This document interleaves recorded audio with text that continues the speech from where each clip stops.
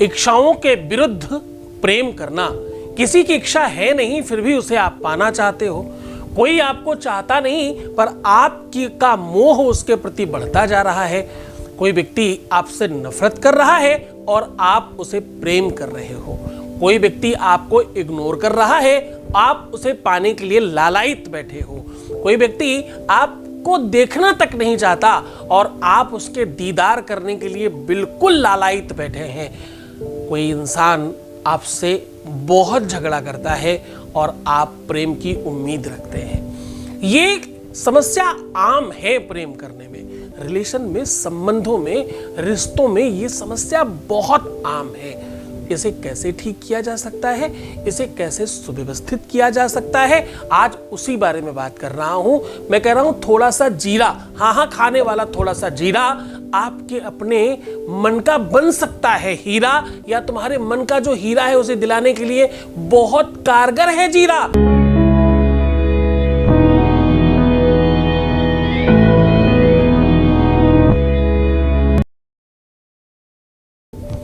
नमस्कार, मैं हूं आचार्य सतीश अवस्थी और आपका बहुत स्वागत करता हूं। तो आज मैं कह रहा हूं कि थोड़ा सा 1 चम्मच जीरा आपके अपने जीवन को चेंज कर सकता है। मैं कह रहा हूं 1 चम्मच जीरा आपके मन का हीरा बन सकता है। मैं कह रहा हूं जहां पर इनकार था, जहां पर इकरार था, जहां पर झगड़ा था, जहां पर प्रेम था, जहां पर किसी को पाने की इच्छा थी, जहां पर किसी को पा लेने की, अपनी तरफ ले आने की भावना थी, जहां पर बहुत सारे द्वेष थे, पाखंड था, विवाद था, असमंजसता थी, कंफ्यूजन था, उन सब चीजों को प्रेम कहते हैं। प्रेम को सही तरीके से समझने के लिए आज जीरे को क्यों लिया गया है, जीरा ऐसी क्या चीज करता है, क्यों पाक शास्त्री जीरे को बहुत महत्वपूर्ण तरीके से देखते हैं, और हाँ आयुर्वेद में इसका बड़ा स्थान है। पाचन तंत्र के लिए, लीवर को अच्छा करने के लिए, स्वस्थ रहने के लिए जीरा बड़ा काम करता है। ऐसे ही आपके लव लाइफ को स्वस्थ रखने के लिए, लव लाइफ में पाचन तंत्र ठीक हो जाए, उसके लिए जीरा कैसे काम आएगा, आज उस पर पूरा विश्लेषण है।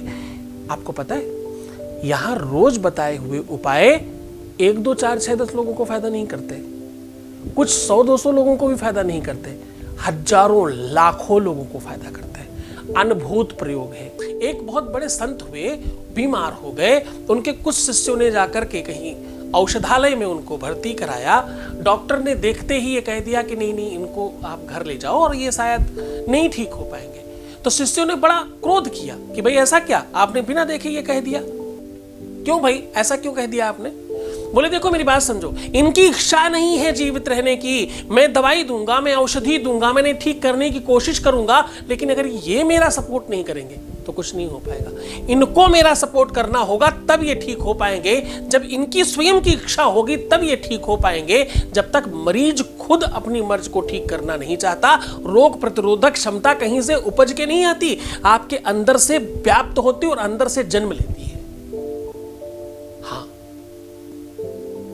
उसे आप अलग अलग नामों से जानते हो।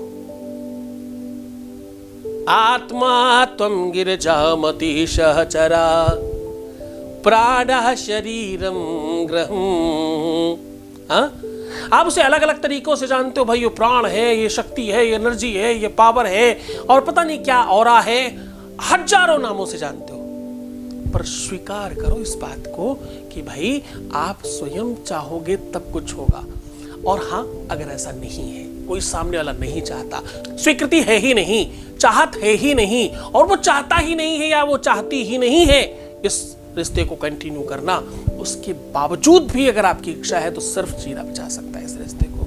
सिर्फ जीरा से व्यवस्थित कर सकता है। सिर्फ जीरे में वो ताकत है कि सब कुछ अच्छा हो जाए। अब क्या करना है आपको करना यह है कि एक हरे कलर के कपड़े में, ग्रीन कलर के कपड़े में 1 चम्मच जीरा बांधकर अपनी ऊपर वाली पॉकेट में रखें। अगर आप चाहते हैं कि सामने वाला व्यक्ति हर हाल में आपका गुलाम हो जाए, हर हाल में चाहिए, मतलब ये आदमी झुक के रहना चाहिए, ये व्यक्ति झुक के रहना चाहिए, ये लड़की मेरे सामने झुक के रहना चाहिए, अगर ऐसा भाव है कि कोई झुक के रहे तो देखो सकारात्मक वाला रखना, जो सच में जिससे तुम प्रेम करते हो, जिससे सच में अपने साथ रखना चाहते हो, तो ही, इसे गलत रूप में इस्तेमाल करोगे तो ये काम नहीं करेगा। ये मेरा आशीर्वाद है।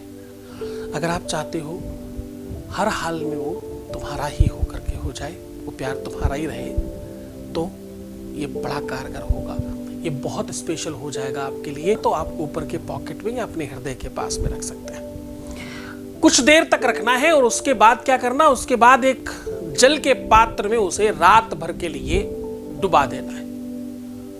अब आपने क्या किया, कई सारी एनर्जियों को एक साथ संग्रहित कर लिया और उसे उठा करके रात भर सोक करने के लिए छोड़ दिया। दुनिया में सबसे बड़ा स्पेशल पूजा पानी चढ़ाना है। भगवान शिव को जल चढ़ाते हैं लोग तुलसी में जल चढ़ाते हैं, लोग सूर्य को जल देते हैं। जल चढ़ाना विश्व का सबसे बड़ा पूजा है। इस पर फिर कभी बात करूंगा। उस जल में आप उसे जब डुबा के रखते हो ना, तो आप समझो स्नान करा रहे हो, अभिषेक कर रहे हो। यावत अभिषेकं क्रियान सस्यात् तावत भूमौ भविष्यति। जिस प्रकार से पृथ्वी को आसमान भिगोता है अपने प्यार में, आप उस प्रकार से भिगो रहे हो। इस भावना से रात भर उसे सोख करने दीजिए उस जल पात्र में। उसके बाद कहीं कच्ची जमीन में वो पानी डाल दें और जो आपकी पोटली है उस पोटली को बहते हुए जल में प्रवाहित कर दें। दो अलग अलग काम है। जो जल है उसे कच्ची जमीन में डाल दें। क्यों? ताकि वो सोख जाए पूरा का पूरा जमीन। यावत भूमौ समाप्स्यात्, जब तक वो पूरा पी न जाए तब तक उसे कच्ची जमीन में डाल दें और उस पोटली को जो आपने बनाया है उसको बहते हुए जल में प्रवाहित करें। गंगे च जमुने चैव गोदावरी सरस्वती नर्मदे सिंधु कावेरी जलेस्मिन् सन्निधिं कुरु। कोई भी नदी आपको मिले उसमें ये पोटली प्रवाहित कर दीजिए सच्चे मन से। फिर देखना तुम्हारे सरोवर में, तुम्हारे प्यार रूपी सरोवर में क्या लहरें बढ़ेंगी, किस प्रकार से स्वीकृति आपके तरफ से नहीं सामने वाले से भी आएगी, सामने से कैसा एक्सेप्टेंस तुम्हें दिखाई पड़ेगा और कितना अद्भुत प्रेम का आभास होगा आपको। ये करते ही आपको पता चलेगा। पूरी श्रद्धा और पूरे विश्वास के साथ करिएगा, पूरे मन के साथ करिएगा, पूरा जुड़ के रहिएगा, पूरा प्रयत्न करिएगा कि गुरु के चरणों में अनुराग रख सके, क्योंकि गुरु का आदेश होना इस कार्य में बहुत आवश्यक होगा आपके लिए।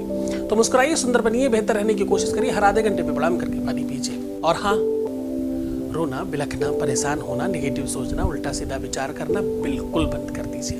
ऐसा करने से आपके काम नहीं होने की संभावनाएं बहुत बढ़ जाती है। इतनी टाइम से कह रहा हूँ, छोटी सी चीज तो है, करके देखो ना, बहुत फल मिलता है। छोड़कर जा रहा हूँ हर दिन की तरह उन ख्यालों में जहाँ सिर्फ और सिर्फ प्रेम है। ओम नमः शिवाय। दिव्य ज्ञानी शिव भक्त सद्गुरुनाथ जी महाराज जी की असीम अनुकंपा से पवित्र श्रावण मास में श्रावणी शिव महापुराण कथा का आयोजन दिनांक 21 से 27 अगस्त, समय दोपहर 2 बजे से सायं 5 बजे तक। कथा स्थल सत्संग भवन मंदिर श्री गोविंद देव जी प्रांगण जयपुर। भव्य कलश यात्रा ब्रज निधि मंदिर सिटी पैलेस के पास जयपुर से दिनांक 21 अगस्त 2023 सोमवार को प्रातः 9 बजे प्रस्थान करेगी। इस कथा में यजमान बनने एवं कलश यात्रा के लिए संपर्क करें 8917020202 6391292929। आयोजक श्री सद्गुरुनाथ धाम परिवार, जयपुर।